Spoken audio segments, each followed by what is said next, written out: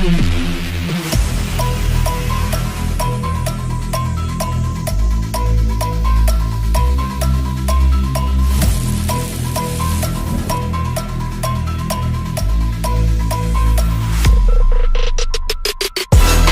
heavy is that?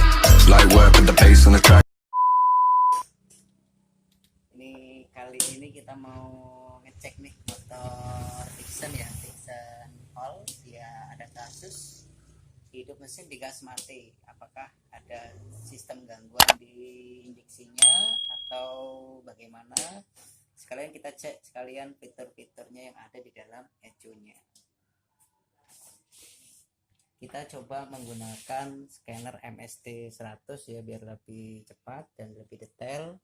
Nanti kita lihat fitur yang ada di dalam sini, sekalian fitur yang ada dalam sini, plus cara penggunaannya, plus cara pendiagnosa. Nanti kalau sudah kita bandingkan dengan versi yang menggunakan laptop. Enak kebul ya orang ketok. Kang, dipegang dulu dong.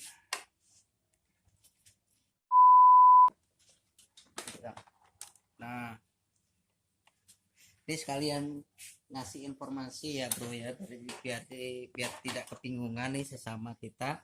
Di sini ada kabel 1 2 3 4.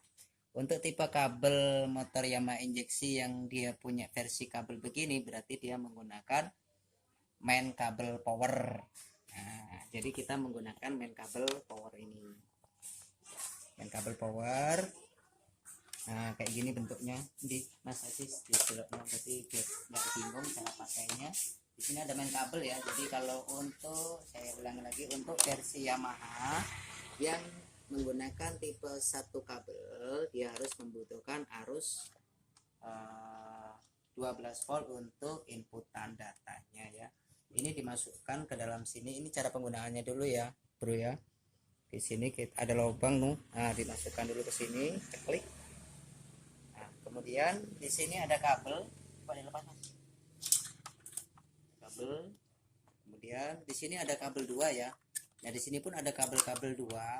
Untuk yang tipe versi injeksi Yamaha yang dia menggunakan soket gede-gede ini nggak usah pakai main kabel ya. Jadi untuk versi yang, sekali lagi, untuk versi yang menggunakan soket gede, dia sudah ada 0,12 volt yang ada di dalam sini. Jadi tidak usah menggunakan main kabel inputan lagi. Untuk versi yang ini, khususnya Vixen All Miyuji M3 Solidity, dia fast kabel 1, jadi harus menggunakan main kabel. Cukup dipahami ya cara pakai yang ini ya. Di sini ada 2 klem ya, klem atau japit. Di sini ada plus, berarti nanti hubungkan ke plus baterai. Di sini ada min, berarti nanti masukkan ke dalam min baterai. Nah, kemudian ini kita pasangkan di sini. Jadi dua-duanya ini kita pakai ya, Mas. Ya, Mas, coba ditolongkan pelan-pelan. Dikasih tahu teman-temannya biar agak kebingungan untuk pakai ini. Ceklek. Nah, satunya dimasukkan ke sini. Nah, ceklik. Ya. Ini kira-kira Mas Bro, jadi cara pakainya biar nggak kebingungan. Untuk ini nggak dipakai, enggak. Untuk ini khusus untuk aplikasi yang dia menggunakan soket. Oke, cukup dipahami ya dari sini ya. Kemudian cara menggunakan main kabel yang sudah kita kasih info tadi. Di sini ada 2 kabel nih, jangan kebalik ya, tolong jangan kebalik sekali lagi. Sekali lagi, sebelum memakai ini dipastikan arus baterai minimal ada dulu, walaupun nggak sehat minimal ada, tapi lebih baik kondisi baterai ini harus sehat. Coba dicek dulu kondisi baterainya mas. Belum menggunakan ini dipastikan arus baterai bagus dulu, adalah minimal, dan harus bagus ya, tegangannya harus ada dulu. Oke, untuk tegangan baterai cukup ya, berarti kuat ini untuk buka file data yang ada di dalam sistemnya. Oke, cukup ya. Oke, sekarang kita mulai, kita koneksikan.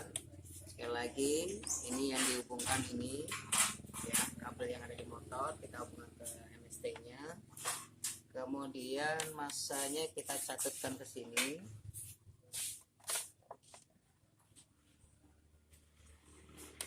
Bukan ya. Nah, kemudian untuk pin yang plus taruh sini. Tolong jangan kebalik ya bro ya, resikonya fatal kalau kebalik. Walaupun di sini setiap kabel ada jalur sikringnya, tapi lebih baik pasang satu dulu, dipastikan lagi, tolong dilihat lagi apakah dia betul. Kalau sudah betul, satunya dimasukkan kembali. Kemudian di sini akan mulai aktif. Cukup dipahami ya bro ya. Sekarang kita lihat dalam fiturnya mas. Kita nggak usah bingung karena di sini kita sudah dikasih tuntunan cara pakai, jadi kita tinggal mengikuti saja proses pola-polanya ya. Di sini ada dua lampu ya. Di sini tulisan power, berarti power kita sudah masuk nih dari baterai, sudah terkoneksi dengan scanner. Kemudian di sini ada link lampu hijau, klik-klik, berarti artinya scanner ini sudah berinteraksi dengan sistem ECM-nya. Oke. Ini di sini banyak menu diagnosa, pro, signal, kemudian info dan pengaturan. Kita masuk ke proses menu diagnosa karena kita pengen mendiagnosa si motor ini kenapa sih? Apa ada gangguan di sensornya atau di aktuatornya. Kita buka diagnosa, kita pilih enter. Kemudian kita pilih tipe motornya ya bro, Yamaha. Nah, kita pilih nomor 1 automatic sets. Kemudian kita pilih nomor 1 kembali engine. Nah kemudian kita ikuti saja langkah-langkah yang sudah diarahkan dari scanner ini sendiri ya. Posisi dia masih dalam kontak off ya bro, off ya. Kemudian ikuti langkah berikut, matikan kunci kontak, oke, karena kontak masih mati ya. Kemudian nyalakan kunci kontak, tapi jangan nyalakan mesin, jadi dikontak saja mas, oke. Kemudian kita ikuti lagi langkahnya dia, ikuti langkah berikut, matikan kunci kontak lagi, oke, kita tekan oke lagi. Kemudian kita ikuti langkah dia lagi, nyalakan kunci kontak mas, oke. Proses akan terhubung. Nah, di sini ada menu lagi, menu 1 sampai dengan 4. Menu mode standar, diagnosa, penyetelan CO, kode kerusakan, menghapus kode kerusakan. Nah, yang pertama dulu kita cek dulu, masuk ke data nomor 4 ya. Membaca kode kerusakan, ada enggak yang ada di sini ya. Kita tekan enter kembali, apa untuk nih jam. Matikan kunci kontak, kita oke ya. Kemudian di kontak, mohon tunggu proses. Tidak ada kode kerusakan terbaca, berarti untuk sensornya dipastikan aman ini. Kemungkinan ada kotoran-kotoran di dalam full pump kah, atau di throttle body, atau di sistem yang lain, nanti kita periksa. Intinya kalau di sensor dia pastinya ada terbaca di sini, ataukah sejarah atau DTC yang saat ini. Tapi kalau kita lihat di sini tidak ada. Coba kita keluar dulu, kita masuk ke CO. Apakah CO ini sudah dioprak-oprak dengan orangnya atau tidak? Jadi pertama kita masuk ke datanya dulu ya, data kerusakannya dulu.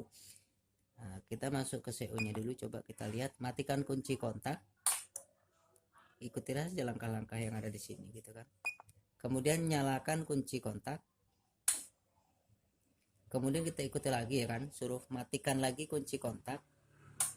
Oke. Nyalakan kunci kontak. Mohon tunggu proses. Oke, berarti CO sudah dinaikkan ini. Untuk CO sudah dinaikkan ya. CO sudah naik 2. Berarti motor ini dulunya mungkin sudah pernah ditinggikan CO. Jadi kalau sekali lagi, kalau untuk knalpot standar tidak usah dinaikkan CO, nggak apa-apa, kita ikutkan standarnya saja. Oke, kita keluar lagi, kita masuk data CO. Nah, kita masuk ke diagnosa. Ke diagnosa cukup jelas ya dari sini ya. Masuk diagnosa, sekarang kita tekan enter saja, kita ikuti saja langkah yang ada di dalam scanner itu sendiri. Intinya tadi tahap-tahap sudah kita kasih info, soket-soket sudah kasih info supaya kita tidak salah dalam penyambungan atau pemasangannya. Oke, matikan kunci kontak. Kita klik OK, nyalakan kunci kontak. Oke, kita ikuti aja langkah-langkahnya. Matikan kunci kontaknya. Oke, kita tekan oke, kemudian kita nyalakan lagi kunci kontak, tapi jangan dinyalakan mesinnya, kita tunggu prosesnya. Oke, dia sudah masuk proses. Kemudian di sini mode analisa ya, yang atas sendiri judulnya mode analisa atau analisir. Jadi kita suruh, setelah kita dapat info, kita nanti suruh menganalisa sendiri. Jadi bukan serta-merta kita punya scanner ini langsung jadi. TKP aman. Lalu mie goreng instan yang tulisannya instan, sudah ada suruh godok dulu. Jadi artinya ini untuk mempermudah kita mendeteksi apa sih yang ada dalam situ, kemudian kita sendiri yang akan menyimpulkan dan untuk mendiagnosanya kembali, dipilah-pilah kembali. Itu ya. Kita kembali lagi ke tema judulnya. Di sini tema judulnya mode diagnosa atau analisa. Di sini jumlah kolom ya. Jumlah kolomnya dari 1 sampai dengan 14 kolom yang mau kita geser. Kolom yang pertama D01 itu yang pertama sensor TPS. TPS itu apa sih? Throttle Position Sensor. Ada di dalam bukaan gas. Standarnya berapa? Gitu kan. Ini ada tulisan scope. Ada tulisan scope 0 sampai 125 detakan ya. Kalau ini full close berarti bukaan penuh. Bukaan penuh kita oke, full close. Bukaannya dari 14 sampai dengan 20 ya. Apakah di sini bukaan gas kita dari 14 sampai 20 ini mendekati keadaan standar? Nah, kemudian di sini full open ya. Full close bukaan. Nah, full itu close itu bukaan ya. Jadi bukaan penuh ketika dia sebelum dibuka dia harus di angka 14 sampai dengan 20. Kemudian full open berarti bukaan penuh itu harus tertahan di angka atas mendekati angka-angka ini. Berarti kalau nanti di angka-angka ini ada masalah, itu tidak mendekati angka-angka yang ada di dalam sini. Cukup dipahami ya bro ya. Sekarang kita coba tarik gas. Perhatikan detaknya.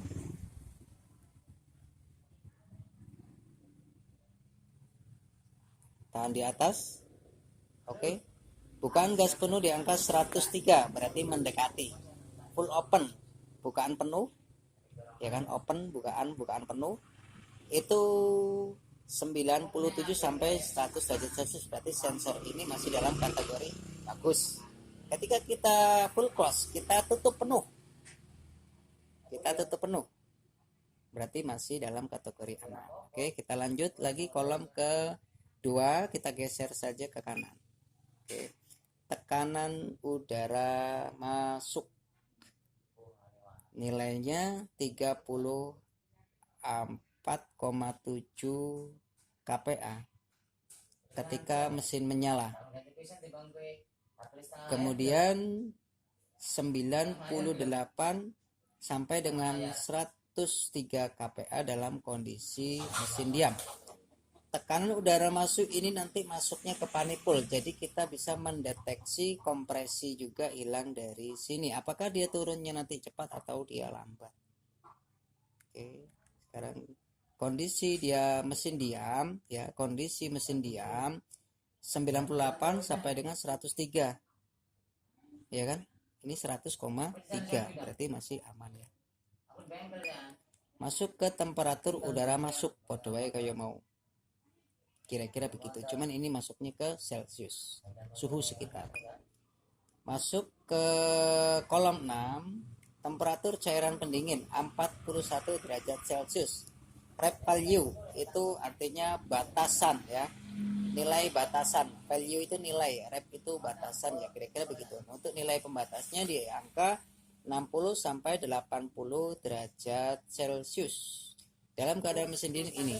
Jadi ketika mesin ini harus normal di angka 60 sampai 80 derajat Celcius, berarti sensor air pendingin masih bagus. Ketika kita lanjut kolom selanjutnya, sensor kemiringan 0,59 volt. Di sini ada indikasi rep value 0,4 sampai dengan 1 volt.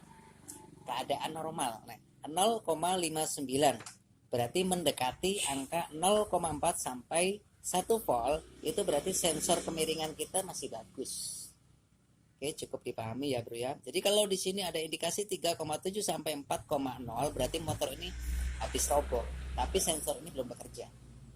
Oke, kita masuk data sistem injeksi atau kita lihat fitur injeksinya ya.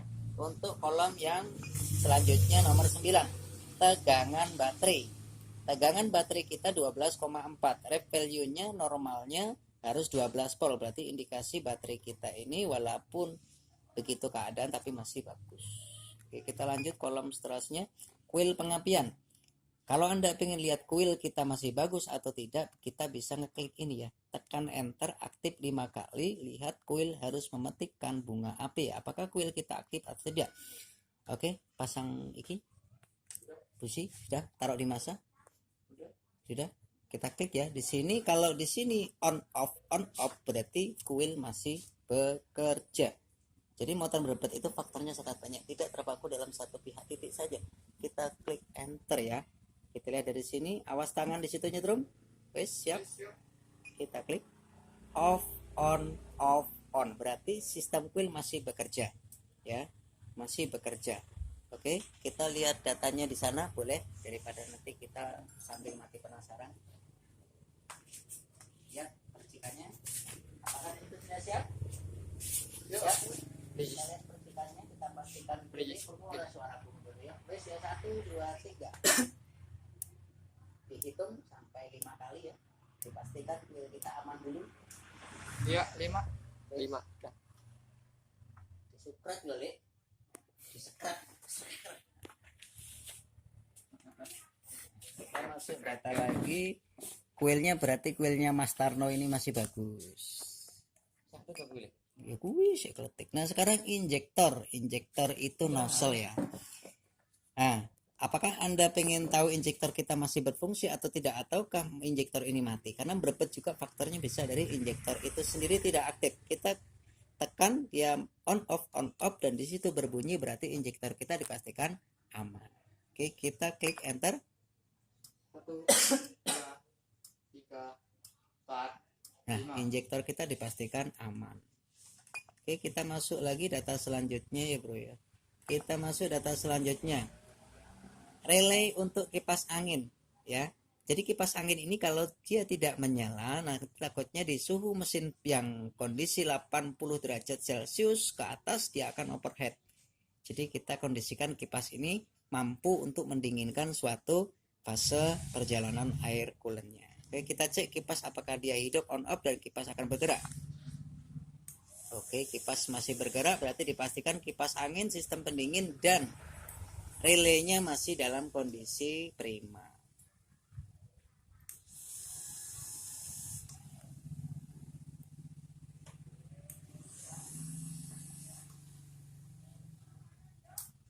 Oke, burung mati. Oke, sekarang kita lanjut data selanjutnya. Tunggu dulu sampai dia kembali nol lagi ya. Kalau dia belum kembali nol jangan dipindah. Wong kita lagi tidur kok suruh bangun dipaksa yo ngamuk. Nah, jadi nanti tunggu dia nol baru kita geser kolomnya. Kita masuk kolom ke selanjutnya. Kolom ke selanjutnya kontrol putaran lansam. Kemudian selanjutnya EEPROM tampilan kode kerusakan. Tampilan CO value 0 ya, double 0, tidak ada masalah untuk di ECU-nya. Berarti untuk sistemnya tidak ada masalah. Lanjut lagi, tampilan sejarah kerusakan. Ini ada di sejarah kerusakan ada. Ya. Ono sejarah ya, Rek. Dicatat. Jadi nanti kita akan cerita sejarah motor ini kenapa dan kita mau ngapa dan apa yang saya harus diapa-apain. Gitu kira-kira.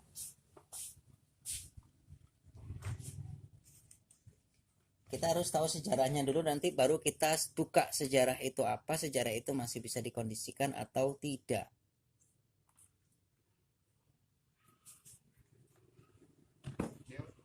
Oke, kita pengen tahu apa yang ada di dalam fitur sejarah dia.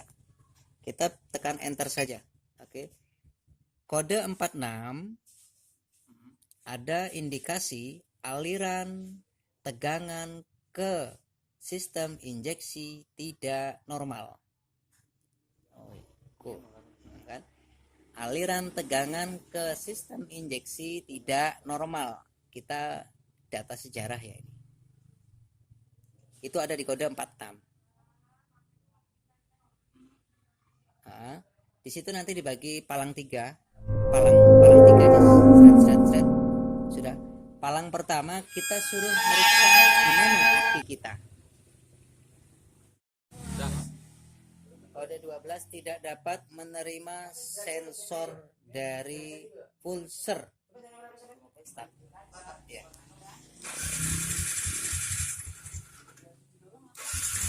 Oke, sabar, sorry. Coba diengkol dulu.